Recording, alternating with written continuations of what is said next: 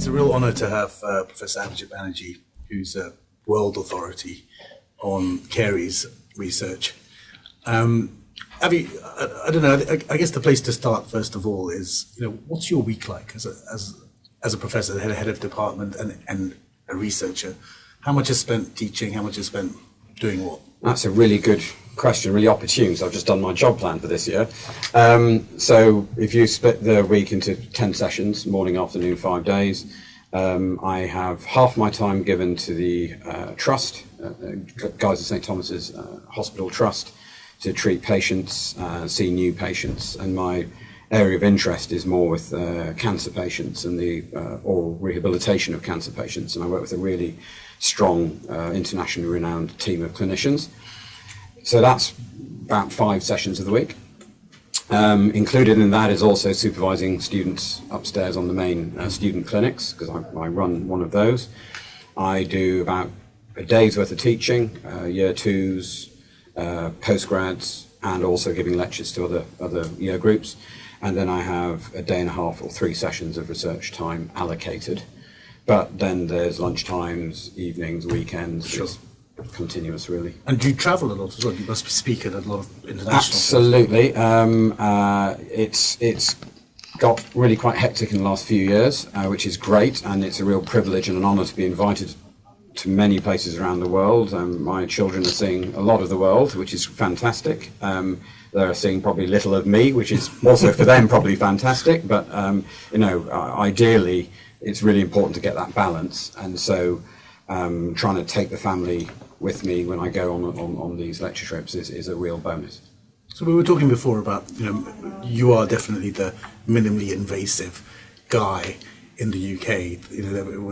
When we were thinking of doing this conference with minimally invasive as the centre of it, I immediately thought of you. That must have seemed lonely a few years ago, whereas now it feels like it's become much more sort of mainstream. So if we look at when I qualified, it was probably around the same time as you qualified back in the 90s. How different is the course today compared to then, particularly with reference to this MI question? So the undergraduate BDS course in the UK has developed a lot, I would say, in the last 15, 20 years. No debate. I was very lucky. I trained at old Guy's dental school, UMDS as it was then, and I was taught by the greats and people who are already talking about minimally invasive dentistry, Edwina Kids, people like this, whose books we've all read. And she was talking about all this stuff then, in the late 80s, 90s. But the research into our restorative materials wasn't as advanced as it is now. And the sort of pathology of the disease process, all this sort of thing, we had some information, but not everything. And therefore, dentistry in those days was very much the conventional approach of, dare I say it, cutting holes in teeth and filling them. Yeah. And I don't mean that in a disrespectful way. I mean, that was how it was taught, and it was taught very effectively, so we became very good operators. I think now the course is very much more underpinned with prevention. And we all have realised that the best way of managing caries is not to have it in the first place. Our understanding has improved so much, and we're very lucky at King's to have behavioural psychologists who we can now get involved in undergraduate teaching. So what we used to call soft skills aren't so soft anymore, and they actually underpin the whole curriculum. And I would argue, certainly in the operative dentistry and the restorative dentistry side, I would say we probably bolt on the procedures around the spine of prevention, as opposed to when we were growing up, we were taught to do fillings. Yeah. And then you had a few lectures. But then you all the time you hear the principals complaining that new graduates don't have the skills that they had when. And so is that the reason? Is that where that's an interesting one, because there is unfortunately, with all of us, we're all getting older and we all wear rose-tinted spectacles when we want to. I remember 25 years ago when I qualified, I was not an ace operator. I was okay, I was pretty good, but I've learnt loads. And I think there is an issue, because what we are teaching now is very different. Doesn't make it better or worse, doesn't make it good or bad, it's different. And it's different for a good reason. Dare I say, without wanting to get too political, whether the the system we go and work in, whether that's changed and developed over 20, 25 years, perhaps is debatable. And I think that's where the problem is, because perhaps the two don't quite dovetail together yet, although we're working really carefully to do that. So how does it translate? If I qualify, I'm not practicing dentistry anymore, but if I was, I qualified 25 years ago. We had the old GV Black thing going on. At the time, what was his name? Professor Elderton? Yes, absolutely. Was talking about minimal preps and all absolutely. that. But you don't think, as a GP, you don't think you need to stay that abreast of caries. There's all the new stuff, there's orthodontics, there's digital dentistry. So that must be a major challenge to you, getting that story out. I mean, what percentage of dentists are aware of what needs removing and what doesn't, as far as soft denting, that whole debate? This is again, you're getting right to the nub of it. We're teaching the new dentists coming through with this knowledge, and hopefully they've got this knowledge. If you think about it, outside in the professional world, there are certain countries around the world that are ahead of the curve, and I would actually put UK in amongst that, because a lot of the research is being done here, and there's people like myself and colleagues who are going out there trying to spread the word. Which is the country that's right at the forefront?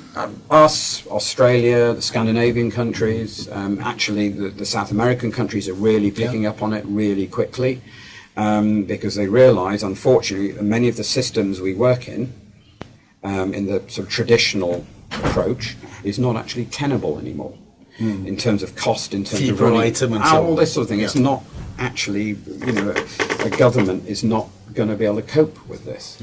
So actually getting prevention as the underpinning message, and then patients who are coming in with disease, treating them minimally invasively, treating the whole sort of patient care with minimum intervention, and people argue about the terminology. Well, it's actually maximum, because it's actually more effort required to change somebody's behaviour than just to put a foot. Yeah, absolutely. But it's also that partnership. It shouldn't be the dentist drilling a patient's tooth in a patient's mouth. It's actually the oral healthcare team, the nurses, the extended duties, dental nurses, oral health educators, therapists, hygienists, practice managers. Everybody is involved, and you work with the patient to get them to value oral health, which I'm not sure every person does still, and then actually take responsibility. And if people do, then actually the complex stuff becomes easier. Is MI dentistry possible on someone who's not got great oral hygiene? Absolutely, and there's two definitions to MI, just to clarify. Sure. You've got minimum intervention oral health care, which is that whole package where the oral health care team works with the patient. It involves detection, diagnosis, prevention, the whole thing. Sure. And then we've got minimally invasive, which is, if you like, the surgical bit, the bit dentists often talk about, putting fillings, cutting teeth. Sure. And I would argue you can do both on any patient. It's not easy. And patients who've got poor oral hygiene and are not valuing their own oral health, and perhaps only coming in when they're in pain and not coming in for regular consultations and what have you, more time with the right members of staff in the team are required to work with those patients to change their behaviour. Absolutely, and modify their behaviour. Not change, but modify their behaviour. Now, none of this is easy. I'm not suggesting for a second it is. But to say it can't be done, which I've heard many, many people say, I'm also not completely in agreement with. Sometimes I agree. You get to a point you think, right, enough. But then in that case, unfortunately, we revert back to traditional approaches, and we know what happens when you cut teeth. Things get worse and worse and worse, you get bigger problems. What would you say is one fact that most dentists don't know about caries that really they should? Right. I think from minimally invasive point of view, I was taught like you remove all the diseased tissue, you get your cavity clean and hard, and then you can put a filling, in those days of dental amalgam, although that's all potentially going to change in the future. And I think one of the areas of knowledge that needs to be upgraded perhaps is understanding the link between the modern restorative materials and the tissue substrate you're sticking to. Because if we're leaving different qualities of tissue behind, which is the whole idea of minimally invasive, it's really important the dentist understands the adhesive situation. Exactly, and the chemistries and how they interact. And I always say to dentists when I lecture, if you're a patient and you are going in for a heart operation or any other operation on your body, you'd expect the surgeon to have full knowledge of all the materials they're using, how they integrate with your tissues in the body, etc., etc. So it's no real difference. It is a bit of science. There's lots of ologies behind it, and it's lots of late night reading and reading journals and things. But there's so much information out there online and courses and so on. I think it's a little bit of a weak argument to say I don't really know it and sort of brush it under the table. Yeah. And medical legally won't stand up. I mean, you've got a lot of experience now, having seen new ideas and seeing teams of people behind the ideas, and I guess sometimes they go from ideas to products and treatment modalities and so on.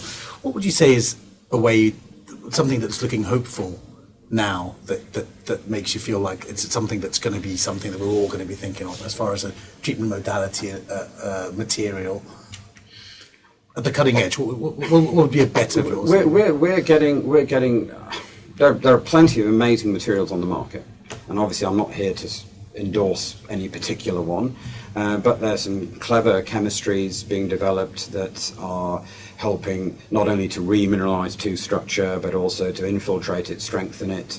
Through the restoration itself. And you actually can get ionic transfer from the restorative material. Again, when we grew up, filling material was there to plug the hole. Yeah. Now actually that filling material arguably might integrate into the tooth structure a lot better. There's some really exciting work on how we can put different chemistries into restoratives that will then trigger dentine pulp cells and trigger creation of new dentine and things like this.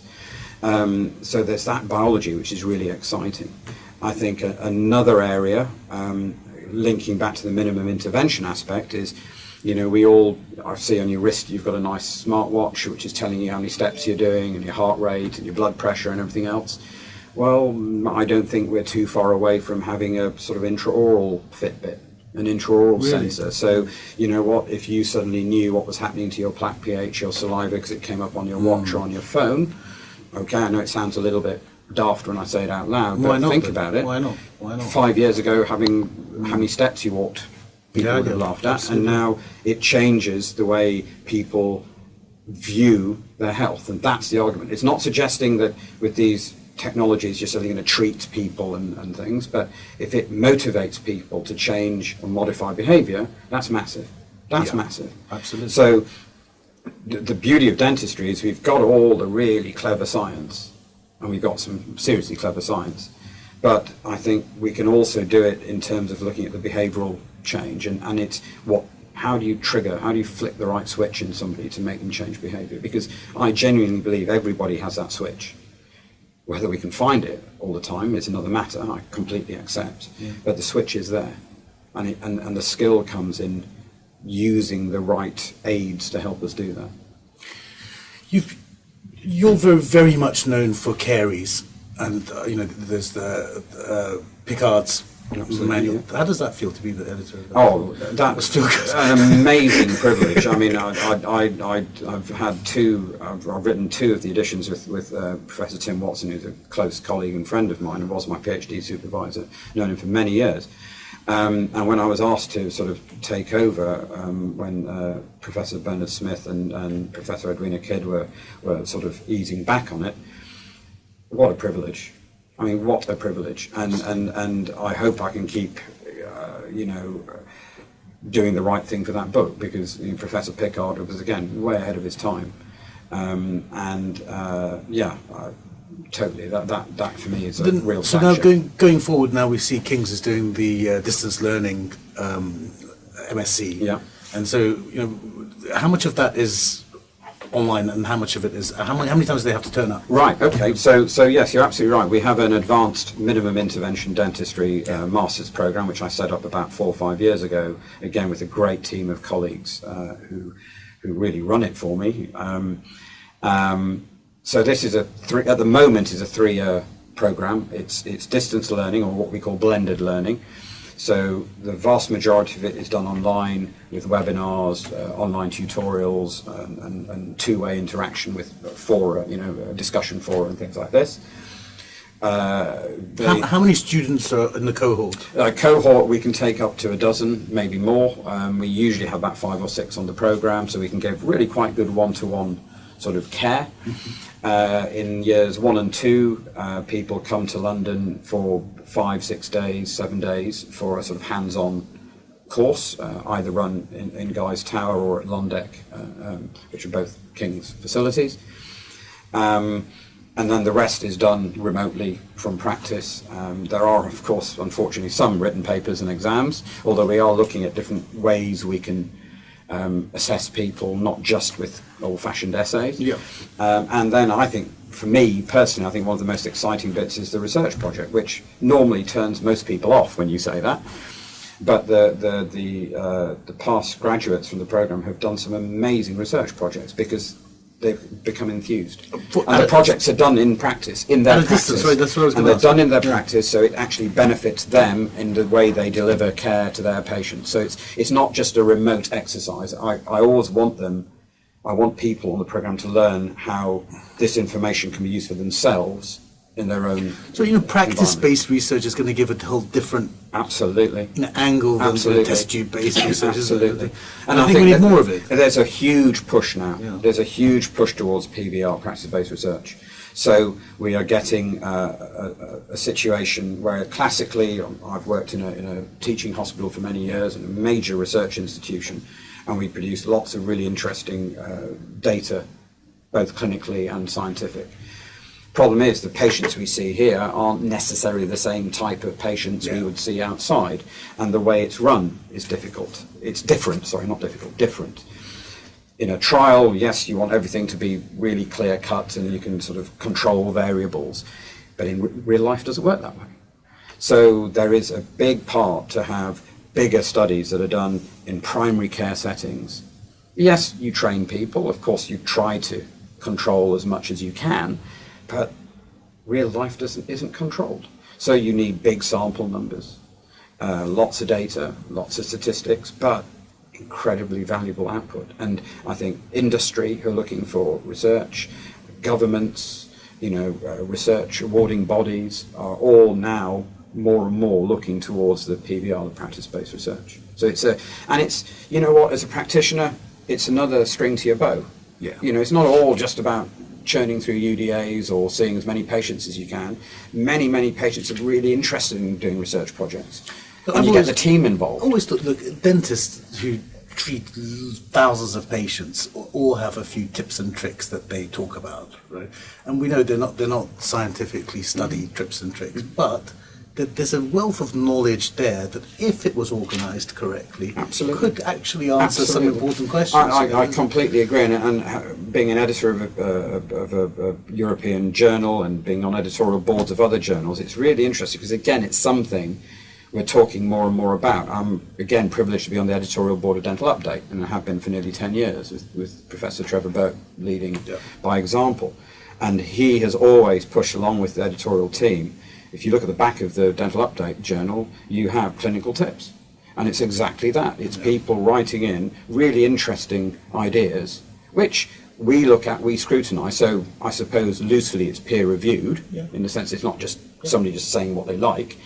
But at the same time, it could work for some people. And you can read it, you could try something. If it doesn't work, you don't do it, or you can, and so on and so forth. Just like in a conference when you're having coffee and someone tells you, I try it this way and you try that. Absolutely. Talking of conference, we've got you lecturing at the Minimalist. I mean, we couldn't have had a minimal invasive event without you in it.